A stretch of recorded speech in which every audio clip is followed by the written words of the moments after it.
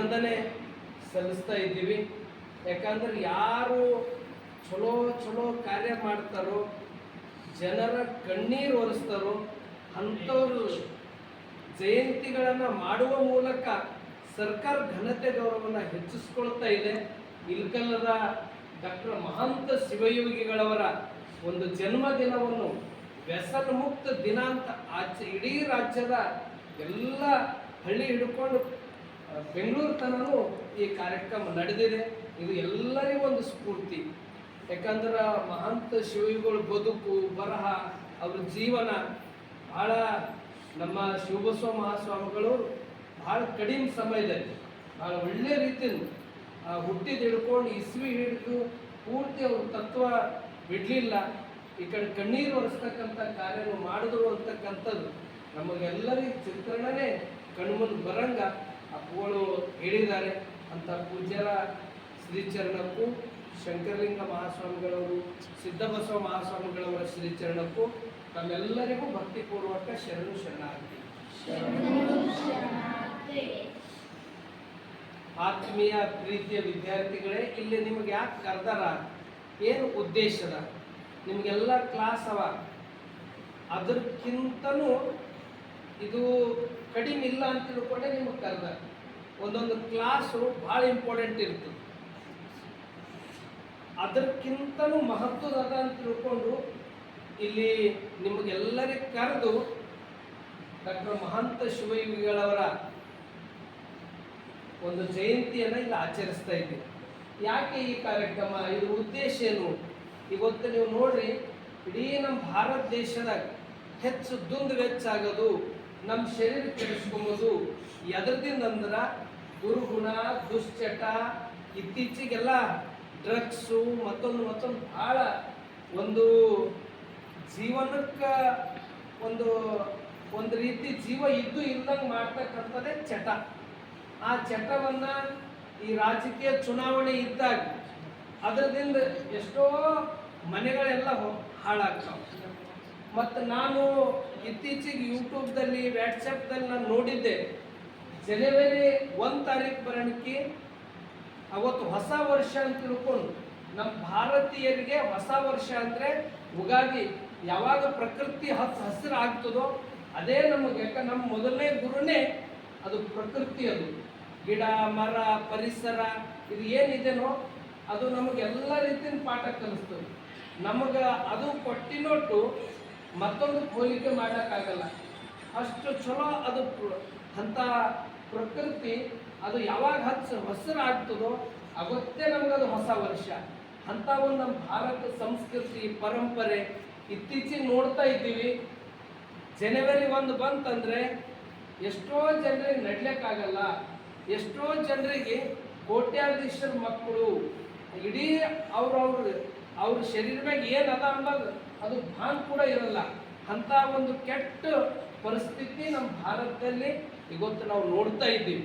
ಅದನ್ನು ಪೂರ್ತಿ ಬೇರೆ ಸಮೇತ ತೆಗಿಬೇಕಂತ ತಿಳ್ಕೊಂಡು ಇಲಕಲ್ಲಿನ ವಿಜಯ ಮಹಾಂತೇಶ್ವರ ಮಠದ ಮನ್ನಿರಂಜನ ಪ್ರಣವ ಸ್ವರೂಪಿ ಡಾಕ್ಟರ್ ಮಹಾಂತ ಶಿವಯೋಗಿಗಳು ಅವರು ಎಷ್ಟು ಅದ್ಭುತ ಕಾರ್ಯ ಮಾಡ್ಯಾರಂದ್ರೆ, ಮಠಾಧೀಶರಂದರೆ ಪೂಜೆ ಮಾಡೋದು, ಬಂದವರಿಗೆ ಪ್ರಸಾದ ಮಾಡಿಸೋದು, ಇದಿಷ್ಟು ಆಶೀರ್ವಚನ ಕೊಡೋದು, ಇದು ಇಷ್ಟೇ ಮಠಾಧೀಶರ ಕೆಲಸ ಇಲ್ಲ ಅಂಬೋದು, ಏನು ಮಾಡಬೇಕು ಅಂಬೋದು ನಮ್ಮಂಥ ಯುವ ಸನ್ಯಾಸಿಗಳಿಗೆ ಒಂದು ದಾರಿ ದೀಪ, ಸ್ಫೂರ್ತಿ, ಅದು ಬೆಳಕಿನ ಚೆಲುವೆ.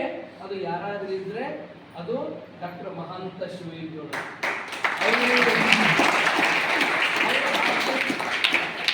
ಅವ್ರು ಹಾಕಿರ್ತಕ್ಕಂಥ ಮಾರ್ಗ, ಅವ್ರು ಇಟ್ಟಿರುವ ಹೆಜ್ಜೆ, ಅವ್ರು ನಡೆದಿರುವ ದಾರಿ ನಮ್ಮೆಲ್ಲರಿಗೂ ಅದೊಂದು ದಿಕ್ಸೂಚಿ.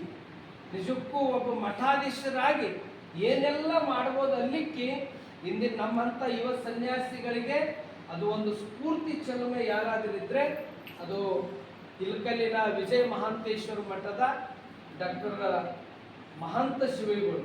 ಅವ್ರ ಬದುಕೆಷ್ಟು ಬಹುತೇಕ ನನಗೂ ಒಂದು ಅವ್ರ ಸೇವೆ ಮಾಡ್ತಕ್ಕಂಥ ಅವಕಾಶ ನಮ್ಮ ಅಪ್ಪಗಳು ಅವಕಾಶ ಮಾಡಿಕೊಟ್ಟಿದ್ದಾರೆ. ಅದು ನಂದು ಯಾವುದೋ ಜನ್ಮದ ಸೌಭಾಗ್ಯ ಇದೆ. ಅವ್ರ ಮಠದಲ್ಲಿ ನಾನು ಭಾಳ ಸಣ್ಣದ ಹಿಡ್ಕೊಂಡು ಅಪ್ಪವರು ಸೇವೆ ಮಾಡ್ಕೋತಾ ಅವ್ರ ಆಶ್ರಯನೂ ನನಗೆ ಸಿಕ್ಕಿದೆ. ಅದರಲ್ಲಿ ವಿಶೇಷವಾಗಿ ಡಾಕ್ಟರ್ ಮಹಾಂತಪ್ಪಗಳವರು, ಡಾಕ್ಟರ್ ಗುರುಮಾಂತಪ್ಪವರು, ಡಾಕ್ಟರ್ ಮಹಾಂತ ಶಿವಗಳ ಸೇವೆ ನಿಜಕ್ಕೂ ಅವ್ರು ಎಷ್ಟು ಮಾಡ್ಯಾರಂದ್ರ ಅಲ್ಲೆಲ್ಲರೂ ಹೇಳ್ತಾ ಇದ್ರು. ಒಂದ್ಸರಿ ಗದಗಿನ ಜವತುಡು, ಬೆಳಗಾವಿ ಗುರುಗಳು, ನಮ್ಮ ಅಪ್ಪವ್ರು ಎಲ್ಲ ಒಂದು 25 ಜನ ಮಠಾಧೀಶರು ಕುಂತಿದ್ವಿ. ಅವಾಗ ಇಲ್ಕೆಲ್ಲ ಮಹಾಂತಪ್ಪಗಳ ಸೇವೆ ಮ್ಯಾಗಿನ ಭಗವಂತಿ ಭೂಲೋಕಕ್ಕೆ ಬಂದು ಅಷ್ಟು ಮಾಡಲ್ಲ, ಅದಕ್ಕಿಂತ ಹೆಚ್ಚು ಸೇವೆ ಮಾಡಿದವರು ಅದು ಮಹಾಂತ ಶಿವಗಳಿಗೆ. ಯಾರು ಅಂದ್ರೆ ಅದು ಡಾಕ್ಟರ್ ಗುರು ಮಹಾಂತ ಶಿವಗಳು ಅಂತಕ್ಕಂಥ ಮಾತು ಅದು ಹೇಳಿದ ಕೇಳಿ ಮೈಯೆಲ್ಲ ರೋಮಾಂಚಕಾಯಿ. ಅಂದ್ರೆ ನಮ್ಮಂಥವ್ರು ಗುರು ಶಿಷ್ಯರು ಹೆಂಗೆ ಇರಬೇಕು ಅಂತಕ್ಕಂಥದ್ದು ನಾವು ಧಾರವಾಡ ಮೃತ್ಯುಂಜಯ ಅಪ್ಪಗಳು ಮಹಾಂತ ಅಪ್ಪಗಳು ಕೇಳಿದ್ದೀವಿ. ಆದ್ರೆ ನೋಡ್ತಕ್ಕಂಥ ಅಹೋಭಾಗ್ಯ ನಮಗೆ ಸಿಕ್ಕಿದ್ದು ಅದು ಇಲ್ಕಲ್ಲು ಮಠದಿಂದ, ಗುರುಮಾಂತ ಅಪ್ಪಗಳಿಂದ ಮತ್ತು ಮಹಾಂತ ಶಿವಗಳಿಂದ.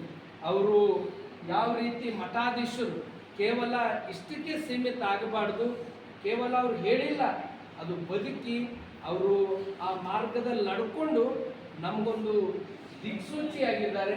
ಅವ್ರು ಎಂಥ ಸಮಾಜವನ್ನು ನಿರ್ಮಾಣ ಮಾಡಿದ್ದಾರೆ. ಅನೇಕರಿಗೇನು ಹೇಳಿದ್ರು ಅಪ್ಪಗಳು, ಅನೇಕರ ಕುಟುಂಬಗಳನ್ನು ಇವತ್ತೇನಾದರೂ ಚಲೋ ಇದ್ದರೆ ಒಂದು ಹೊತ್ತಿನ ಊಟ ಇರೋದ್ರ ಪರವಾಗಿಲ್ಲ, ಒಂದು ಮನೆ ಮಹಲ್ಲೇ ಇರ್ಬೇಕಂತಿಲ್ಲ, ಇದ್ದಿಂದ್ರಾಗ ನೆಮ್ಮದಿ ತೃಪ್ತಿ ಆರೋಗ್ಯವಂತ ಇದ್ರ ಇನ್ನ ಏನು ಬೇಕು ಅದು ಮಾಡ್ಬೋದು. ಅಂತ ಒಂದು ಹೊಸ ಒಂದು ಬದುಕಿಗೆ ಒಂದು ದಾರಿಯನ್ನು ಹಾಕೊಟ್ಟವ್ರೆ ಡಾಕ್ಟರ್ ಮಹಾಂತ ಶಿವಗಳವರು. ಇವತ್ತೇನಾದರೂ ಗಾಂಧೀಜಿಯವ್ರ ನಂತರ ಗಾಂಧೀಜಿಯವರು ಈ ಶರೀರ ಬಗ್ಗೆ ಬಹಳ ಚಲೋ ಹೇಳ್ತಾರೆ. ಈ ಶರೀರ ಬಗ್ಗೆ ಗಾಂಧೀಜಿಯವ್ರು ಹೇಳಿದ್ರು, ಬಸವಣ್ಣವ್ರಂತೂ ಏನಂತ ಹೇಳಿದ್ರು, ದೇಹವೇ ಏನಂತ ಹೇಳ್ಯಾರ, ದೇಹವೇ. ನೀವೆಲ್ಲ ಇಲ್ಲೇ ಇದ್ರೆ ಬೇರೆ ಕಡೆ ಮತ್ತೆ ಹೇಳ್ರಿ, ಮತ್ತೆ ದೇಹವೇ ಅಂದ್ರೆ ಇದು ಚಲೋ ಇದ್ರೆ ಏನಾದ್ರೂ ಮಾಡ್ಲಿಕ್ಕೆ ಸಾಧ್ಯ ಆಗ್ತದೆ. ಹಣ ಅದ, ಸಂಪತ್ತದ, ಅಧಿಕಾರದ, ಎಲ್ಲನೇ ಅದ, ಶರೀರ ಚಲೋ ಇಲ್ಲ ಅಂದ್ರ ಭಾಳ ಗೋಲ್ಡ್ ಮೆಡಲ್ ಬಿ ತಗೊಂಡನ ಅಂತ ತಿಳ್ಕೊರಿ. ಅವ ಇಡೀ ರಾಷ್ಟ್ರ ಮಟ್ಟದಲ್ಲಿ ಒಳ್ಳೆ ರ್ಯಾಂಕ್ ಬಿ ತೆಗ್ದಾನಂತ ತಿಳ್ಕೊರಿ. ಅವನ ಶರೀರ ಚಲೋ ಇಲ್ಲ ಅಂದ್ರೆ ಏನ್ ಮಾಡ್ಲಕ್ಕಾಗ್ತದೆ? ಈ ಶರೀರ ಶುದ್ಧ ಇದ್ರೆ ಏನಾದ್ರೂ ಮಾಡ್ಲಕ್ಕ ಆಗ್ತದಂತ ಬಸವಣ್ಣವರು, ಗಾಂಧೀಜಿಯವರು ಆ ಮಾರ್ಗವನ್ನ ಮತ್ತೆ ಇಂದಿನ ಆಧುನಿಕ ಜಗತ್ತಿನ ಯುವ ಶಕ್ತಿಗಳಿಗೆ ಒಂದು ದಾರಿ ಹಾಕೊಟ್ಟವರು ಡಾಕ್ಟರ್ ಮಹಾಂತ ಶಿವಗಳವರು. ನಾನು ನಿಮ್ಮೆಲ್ಲರಿಗೂ ವಿನಂತಿ ಮಾಡ್ಕೊತೀನಿ, ನೀವು ಈಗ ಸದ್ದ ಬಹಳ ಸ್ವಚ್ಛ ಇದ್ದೀರಿ, ನೀವೆಲ್ಲರೂ ಏನೂ ಚಟ ಇಲ್ಲ, ಆದ್ರ ಒಂದು 4 ಮಾರ್ಕ್ಸ್ ಕಡಿಮೆ ಬಂದ್ರೆ ಪರವಾಗಿಲ್ಲ, 4 ಅಂಕಗಳು ಕಡಿಮೆ ಆದ್ರೆ ಪರವಾಗಿಲ್ಲ. ಈ ಶರೀರವು ಮನಸ್ಸು ಸುತ್ತ ಇಟ್ಕೊಂಡು ಯಾರು ಸಾಧನೆ ಮಾಡ್ತಾರ ಅವರೇ ಜಗತ್ತಿನಾಗ ದೊಡ್ಡ ಶ್ರೀಮಂತರು, ಅವರೇ ದೊಡ್ಡ ಶ್ರೀಮಂತರು. ಅಂತ ಒಂದು ಕುಟುಂಬಗಳನ್ನ ಅದರ ಕಲ್ಯಾಣ ಆಗಬೇಕು ಅಂತಕ್ಕಂಥ ಸದುದ್ದೇಶ ಇಟ್ಕೊಂಡು ಬಸವಣ್ಣವ್ರು ಹೇಳಿದ್ರು, ವ್ಯಕ್ತಿ ಕಲ್ಯಾಣ, ಸಮಾಜ ಕಲ್ಯಾಣ, ರಾಷ್ಟ್ರ ಕಲ್ಯಾಣ ಅಂತ ಹೇಳ್ಯಾರ. ಫಸ್ಟ್ ಕಲ್ಯಾಣ ಯಾವ್ದು ಹೇಳ್ಯಾರ? ರಾಷ್ಟ್ರ ಹೇಳ್ಯಾರ. ಫಸ್ಟ್ ಯಾವ್ದು ಹೇಳ್ಯಾರ? ಫಸ್ಟ್ ವ್ಯಕ್ತಿ ಹೇಳ್ಯಾರ. ಎರಡನೇದೇನ್ ಹೇಳ್ಯಾರ? ಮೂರನೇದೇನ್ ಹೇಳ್ಯಾರ? ಮೂರನೇ ನಂಬರ್ದಾಗ ಅದ.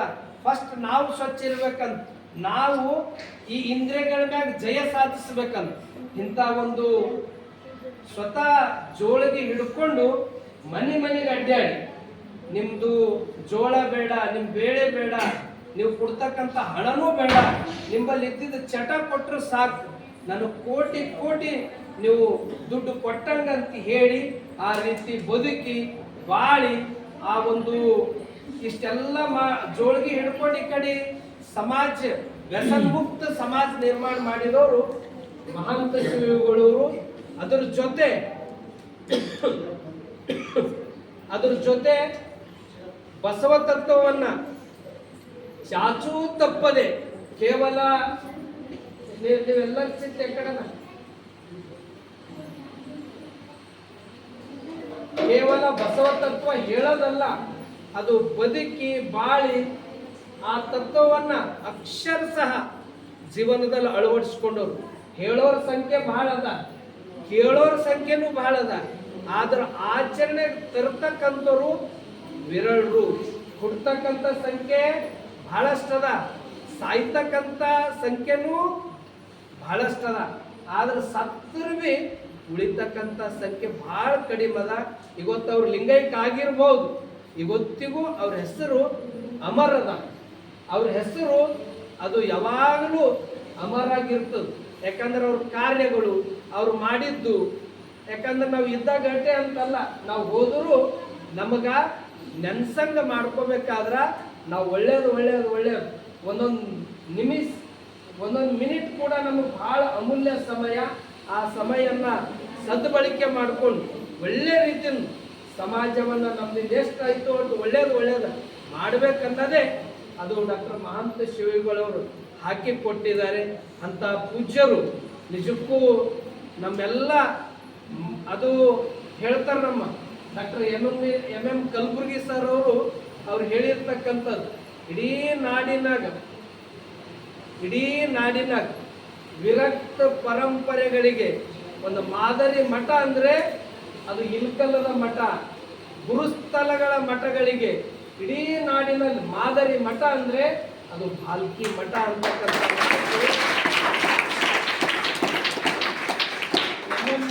ಕಲಬುರ್ಗಿ ಸರ್ ಅವರು ಉಲ್ಲೇಖ ಮಾಡಿದ್ದಾರೆ. ಅಂತ ಒಂದು ಪರಂಪರೆಯನ್ನ, ಅಂತ ಒಂದು ಬದುಕನ್ನ ಬದುಕಿ ಆ ತತ್ವವನ್ನ ಬಹಳ ಗಟ್ಟಿಯಾಗಿ ಕೊನೆಯತನ ಅವ್ರ ಬಲ್ಲಿದ್ದಾಗ ನನಗೆ ಮತ್ತೆಲ್ಲ ಭಾಳ ಶಿವಬಸವ ಅಪ್ಪಗಳು ಹೇಳಿದಾಗ ಭಾಳ ಹೃದಯವಂತಿಕೆ. ಅವ್ರು ಹಿಂಗೆ ಕುಂತರು ಅಂದ್ರೆ ಎಲ್ಲ ಮಕ್ಕಳು ಬರ್ತಿದ್ರು, ಎಲ್ಲರಿಗೂ ಚಾಕ್ಲೇಟ್ ಕೊಡೋದು, ಎಲ್ಲರಿಗೂ ತಿಂಡಿ ತಿನ್ನಿಸ್ಕೊಡೋದು, ಪ್ರಸಾದ,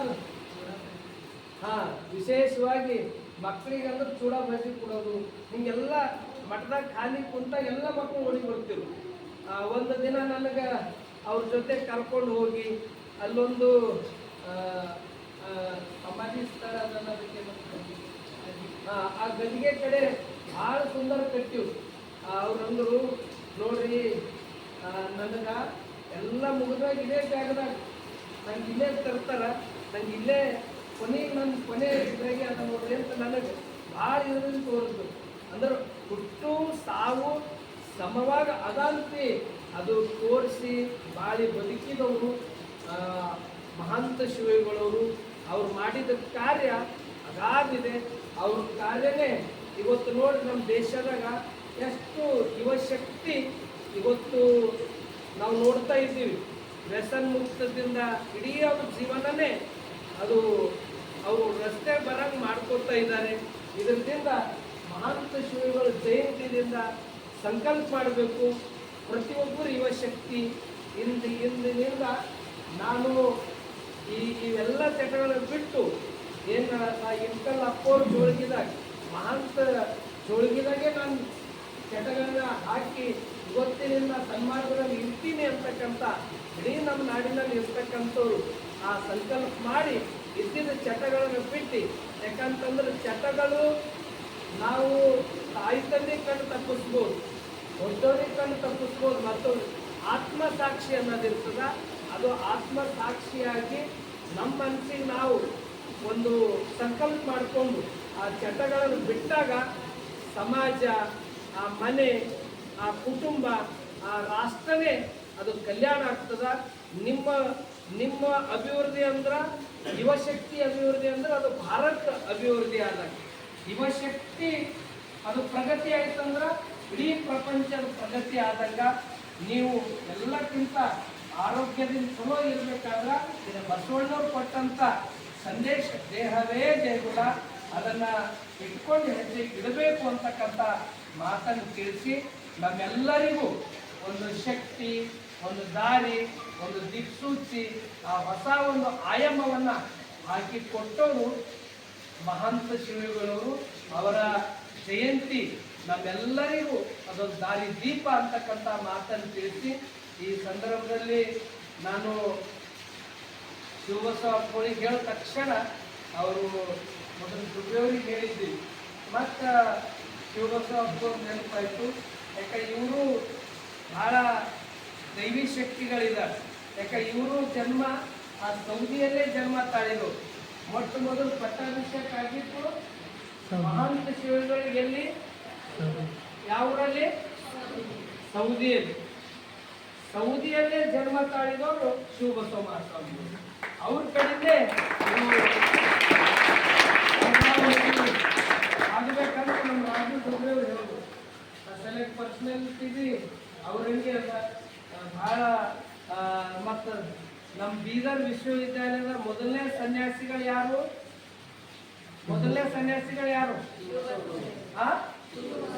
ಬೀದರ್ ವಿಶ್ವವಿದ್ಯಾಲಯದ ಮೊದಲನೇ ಸನ್ಯಾಸಿಗಳು ಯಾರು?